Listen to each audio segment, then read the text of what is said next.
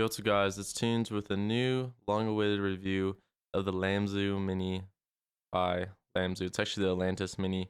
I often call it the Lamzu Mini because it's just easier. What can I say? So, first, this was a hot drop of a mouse. It was very populated based off their original shape, which is just the normal OG Atlantis uh, mouse they released earlier this year, and the Mini was long awaited considering the original was a pretty larger shape or a medium to large shape for really only claw users. And this mini was hopes to introduce a new group of people for fingertip. And I'll go into the reasons why that may have not happened for a lot of people, but it still opened a whole new group of people for smaller claw users and maybe larger fingertip users. So I'll mention that in this video since I think it's an important topic.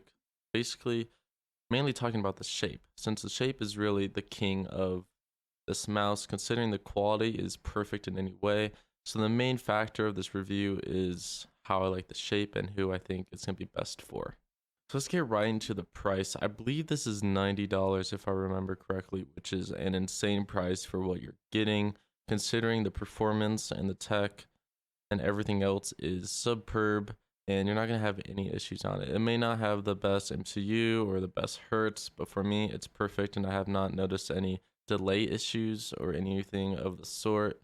And considering how well the click system is in this mouse and the switches are, it kind of performs better than some of the top clicking mice like the HTX or other mice that have 4K hertz. Just because how good the click system is, I can really click fast and light, and I actually perform better with this mouse in comparison to others just because of the switches are in it.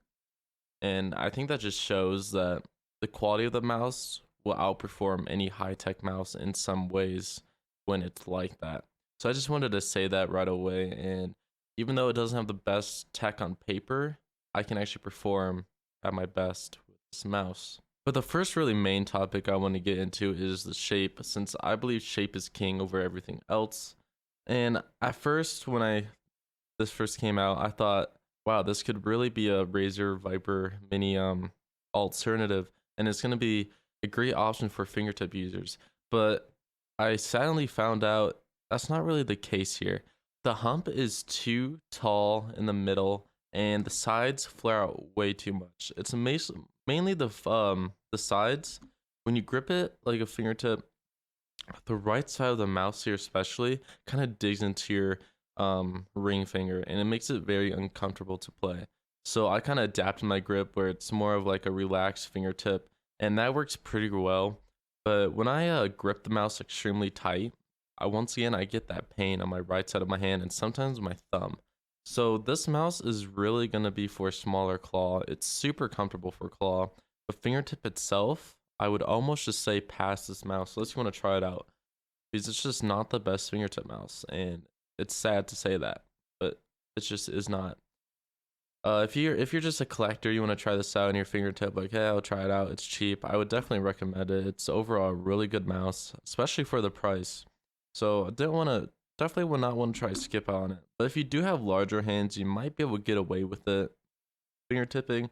Also, if you grip up further close when fingertip, you can kind of bypass the sharp edge on the right, the sharp curve. But once again, I would just pick up something like the HTX if you're looking for a Viper Mini alternative that's more fingertip orientated. This is a lot more comfortable for fingertip since the sides don't flare out as much, and I'll have a review on this very soon since I am enjoying this shape quite a bit.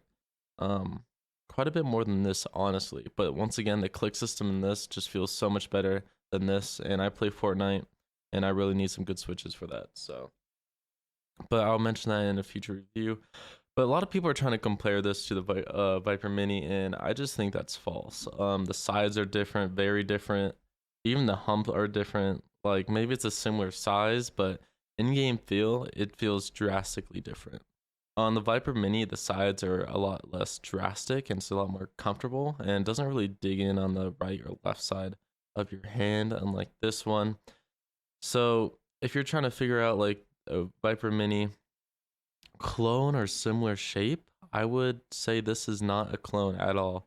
I would say the HTX by G-Wolves is a closer clone, if anything, but once again, that shape is a lot slimmer and lower profile. So you're kind of just out of luck there. I would probably just wait for the plastic release of the Viper Mini, or just spend all out on the recent release of the magnesium one.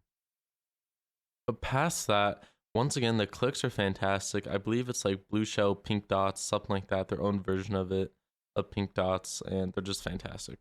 Honestly, the best clicks I've ever tried, and I love them. And the side buttons are just as good, no problems there. They're a bit big, but that does not bother me whatsoever. The scroll wheel is amazing, it's super smooth, uh, good steps. And the middle mouse is a bit heavy. I would not mind if it's a little lighter, since I do use the middle mouse a lot, but not an issue for me. And the feet are fantastic on this mouse. Probably some of the best out of the stock feet I've ever tried.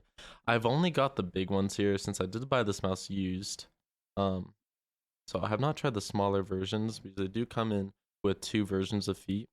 But comparison to the G-Wolves feet, stock feet, this blows them out of the water. It's actually really good. Besides that, the weight is somewhere in the 60s. I think 62. I kind of forgot, honestly. You think I would have this up on my screen, but I'm a very low effort reviewer, if you guys have not noticed yet. But the weight's there. It's a noticeable difference from like something like the HTX, which is like 42 grams. This feels a lot better in hand, just the weight wise, but I still performed just fantastic on this. If they could drop this down to like 45 grams, that would be fantastic, because I feel like there would be a noticeable difference there. And there would be less strain on my overall wrist and hand while playing. But that's really it, guys, about this mouse. It's more of a short review, just hearing out my thoughts. And I would recommend this mouse to claw users, especially smaller claw users or larger fingertip users that want to try this mouse out. But if you're a fingertip user, I would probably just stray away from this mouse. I don't think it's going to be a perfect fit for you.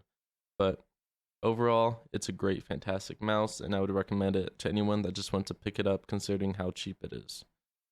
Thanks, guys, for watching. Hopefully, I'll have some more reviews out soon. And yeah, bye.